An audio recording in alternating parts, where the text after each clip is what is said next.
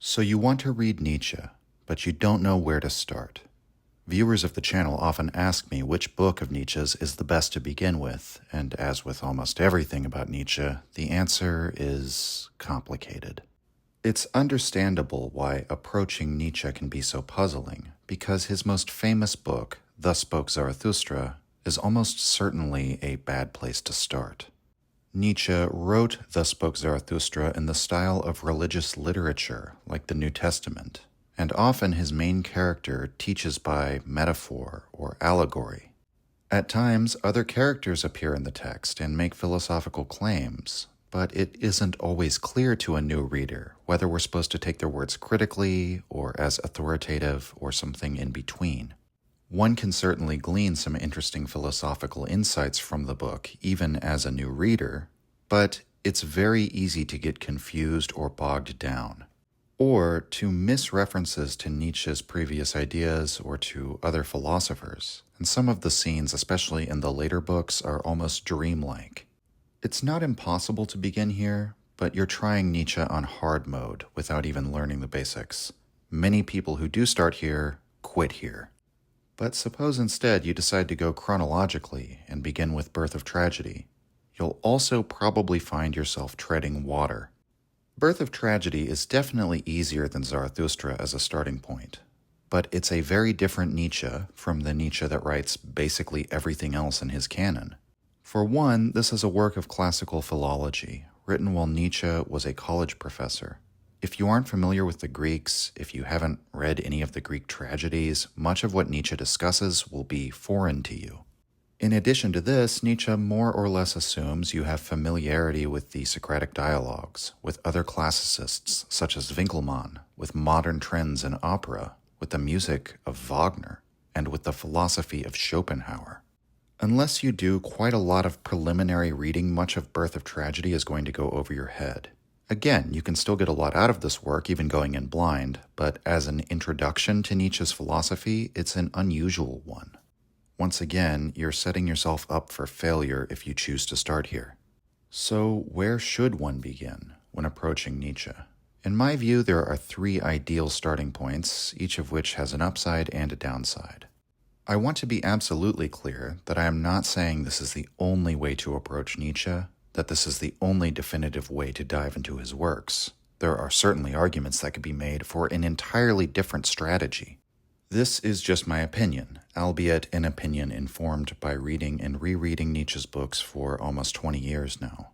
Yes, that means I began reading Nietzsche when I was a teenager, as many do, and yes, I did not understand him at all during those initial readings, even though I thought I did.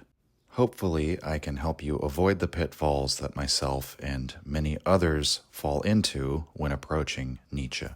I've narrowed it down to three potential starting points: Human All Too Human, The Gay Science, or Beyond Good and Evil.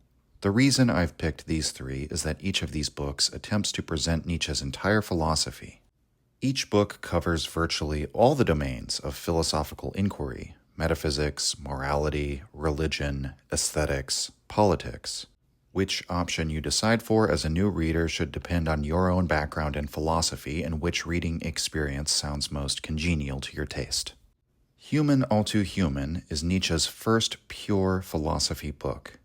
Again, there's philosophy in Birth of Tragedy, but that's a work of philology first and foremost. Nietzsche also wrote a number of philosophical essays before this, but the topics of those essays have a specialized focus, and they concern themselves with critiquing and revitalizing German culture. Human All Too Human is the first full-length book that covers all of Nietzsche's ideas.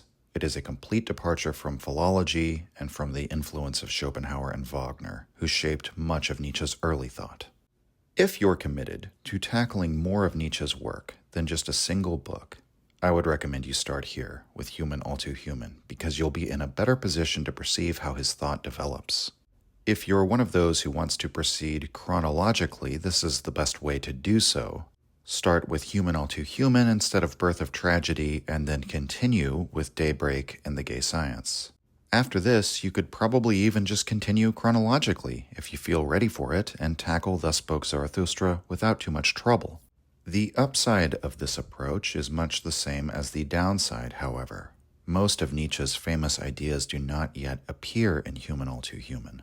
You won't find the will to power, the eternal recurrence, the Übermensch, the master and slave morality, or the revaluation of values in this book. Some of the positions that Nietzsche takes here he will later contradict or critique, and the overall vibe is more in the tradition of French rationalists and aphorists. In other words, even though it contains the seeds of his mature philosophy, especially as regards his critique of metaphysics and morality, Human All Too Human is still not fully representative of Nietzsche's overall project. Nevertheless, if you begin here, the rewards will be great, but only if you keep going. Basically, you get to see Nietzsche's philosophy in an early form, and your comprehension of the major ideas later on will be much richer. But suppose you don't want to commit to that. You just want a single text that encapsulates Nietzsche's project without having to do any further reading to make it worth your while. In that case, I'd say start with the gay science. The downside of this approach is obvious right at the start. Nietzsche chooses to begin this book with a series of poems, rhyming verses that don't really come across all that well in their English translation. Furthermore, unlike Human All Too Human, which groups the aphorisms into books which state their topic and organize the text, the gay science has 5 books, none of which have a single theme. The aphorisms themselves jump from topic to topic. It can be disorienting if you're used to philosophy as a coherent, logical chain of syllogisms. And you should be aware, when reading The Gay Science, that the 5th and final book was added 4 years or so after the publication, as was the preface. Both represent a kind of retrospective attempt to contextualize some of the ideas here, in light of Nietzsche's later thought. But if you're aware of all this, that you can skip the poems if you want, the structure of the work is much looser, and that Book 5 and the preface are later additions, The Gay Science is a fine starting point. If you read this book from start to finish, you'll have a fairly decent knowledge of Nietzsche's philosophy. That being said, if you do decide to read more of Nietzsche's books after this, where to go from here isn't immediately obvious. I'd probably recommend either going back to Human All Too Human and Daybreak, or jumping ahead to read Beyond Good and Evil and the Genealogy before you tackle Zarathustra. But as a one-off recommendation for the best single book by Nietzsche to read, this is my pick. Beyond Good and Evil, however, is probably my favorite book by Nietzsche. I think that even a beginner to philosophy will have their mind blown by much of what Nietzsche has to say here. Like Human All Too Human, the sections are helpfully grouped by topic, so that's another plus, though the structure here is a bit looser. But, to sweeten the deal, Nietzsche intended Beyond Good and Evil as a more rigorous philosophical explanation of the allegorical and impenetrable Thus Spoke Zarathustra. So, if you want to experience the major ideas from that work, Beyond Good and Evil seems like a great place to start. The downside, however, is that the opening chapters make reference to many other philosophers. In many places, Nietzsche is quote-unquote psychoanalyzing them. The book begins with a meditation on truth and the will to truth, which in many ways addresses itself to the long history of discourse on metaphysics and specifically epistemology in the Western canon. As such, I'd recommend Beyond Good and Evil as a starting place if you're already familiar with the basics of Western philosophy. If you've read some combination of Plato, Descartes, Hume, Rousseau, Spinoza, Kant, all the usual suspects, you'll probably not have too much trouble with Beyond Good and Evil. And if you begin here, you'll get some of the best work Nietzsche ever produced. Another upside is that, in my opinion, you can be a bit more flexible with where you go from here. The Genealogy of Morals, for instance, is something of an addendum to Beyond Good and Evil, so I usually recommend that people read Beyond Good and Evil first. You could go straight to that work or double back to Human All Too Human or The Gay Science. It's really up to you. I also want to suggest a potentially unorthodox starting point as honorable mention. If you want a shorter read, you could try On the Use and Abuse of History for Life. It presents an early configuration of Nietzsche's thought and introduces some of the lesser-known but very important undercurrents to his ideas. Forgetting as an active and positive force, the critique of history as a continuous improvement, and the contrast between modern society and the values of the ancient Greeks. If you don't want to commit to reading an entire book, if you just want a taste of Nietzsche, this is probably the best option. Now, there are a number of other books by Nietzsche I haven't mentioned yet, so I'll give my opinions on where they fit in. Twilight of Idols is sometimes recommended as a starting point. It's another attempt to present all of Nietzsche's philosophy, and in a much shorter form, about 100 pages. But the structure of the text is somewhat disjointed in my opinion. Many of the topics covered here are somewhat niche, and it's also a product of Nietzsche's final year. The 5 works from 1888 are an era unto itself in Nietzsche's writing, almost as different from his main period as Birth of Tragedy is. Overall, I think Twilight of Idols makes for a somewhat disorienting experience for a new reader. That said, some of its sections are very important. I structured the first episode around one of them, and some of the lines are quite memorable. For example, what doesn't kill me makes me stronger. Daybreak, while it's a wonderful book for comprehending the development of Nietzsche's thought, comes from the same era as Human All Too Human and the Gay Science, but is simply not on par with them in terms of readability or quality.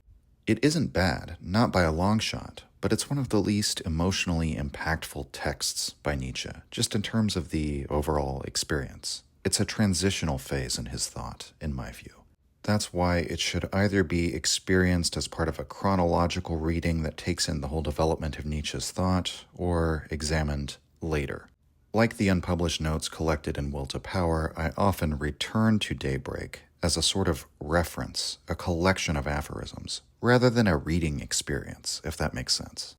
And since I mentioned Will to Power, many of you are probably wondering how this book of notes fits in and whether you should even read it. Much of the controversy around Will to Power has to do with the fact that it was assembled posthumously. While Will to Power was initially presented as Nietzsche's planned but unfinished magnum opus, some have suggested that this structure is a sort of historical forgery. Many have attributed great importance to this controversy, but in my opinion, it's really not that important. Will to Power is just a collection of notes. Even if the structure is a posthumous invention, no one questions the legitimacy of the notes contained there. There's a large volume of unpublished material from Nietzsche known as the Nachlass, and Will to Power is one of the best ways for English readers to have access to this material. But again, it's best used as a reference rather than a reading experience. The Antichrist, much like Twilight of Idols, is a really powerful and succinct book, a straightforward attack on the values of Christianity. But this work is caustic and polemical in the extreme. It can be off-putting for new readers. I'd say to read this one after you've read more than one book by Nietzsche, and also to contextualize it as a work of 1888. And the last major work from 1888 that we haven't mentioned yet is Ecce Homo, Nietzsche's autobiographical work, which contains reviews of his own books. Just because of the nature of this text, it probably won't make much sense to you unless you already know Nietzsche's other work fairly well. That being said, I don't think you have to save it for the end. At the very least, Nietzsche's autobiographical sections are a direct insight into him as a person, which might be the best way for some people to get to know him. But it would be an odd book to pick up first without reading at least one or two works from Nietzsche's main period. As mentioned before, Genealogy of Morals is probably best read after Beyond Good and Evil. But other than that caveat, I'd say you can read it at pretty much any time. This is one of Nietzsche's most rigorous works. He revisits insights that he gained as a philologist and applies them to philosophy. As for the 2 books that we mentioned at the beginning, Thus Spoke Zarathustra and The Birth of Tragedy, I'd say that both are probably best kept for the end of your Nietzsche journey. The only works we haven't mentioned are the dozen or so essays, unpublished fragments, lectures, and collections of notes. I'm not going to give any hard and fast rules on when to read any of this. I would just say it's probably a good idea to get underway with a couple of Nietzsche's main works before you delve into any of these. I'll also say that the more esoteric or obscure the unpublished material, the later you should probably come to it in your journey. And finally, it will be useful at every point in your journey to look into where the book or essay or note fits into the timeline of Nietzsche's work and to understand the context of the work. The Nietzsche writing in 1878 has some different ideas from the one writing in 1888. If you know nothing about Nietzsche's friendship and falling out with Wagner, or know nothing about Wagner in general, much of Nietzsche's writing on Wagner will probably not hold your interest. If you do eventually decide you want to learn about such topics, researching the background information will be crucial. And so, to summarize, here's the roadmap I would offer. Human All Too Human, The Gay Science, Beyond Good and Evil, or On the Use and Abuse of History for Life as introductory works. Daybreak, Genealogy of Morals, Twilight of Idols, Ecce Homo, The Antichrist as intermediate works. This is also where I would suggest that you begin to read Nietzsche's essays or unpublished notes. Finally, I would recommend Birth of Tragedy and Thus Spoke Zarathustra as final texts. So there you have it, my recommendation for how to approach the philosophy of Nietzsche. If you have any questions, comments, or your own thoughts on how to approach Nietzsche, let me know in the comments below. Cheers, signing off. If you enjoyed the Nietzsche podcast or found it helpful, you can visit us and support the show at patreon.com/untimelyreflections. The link is in the description.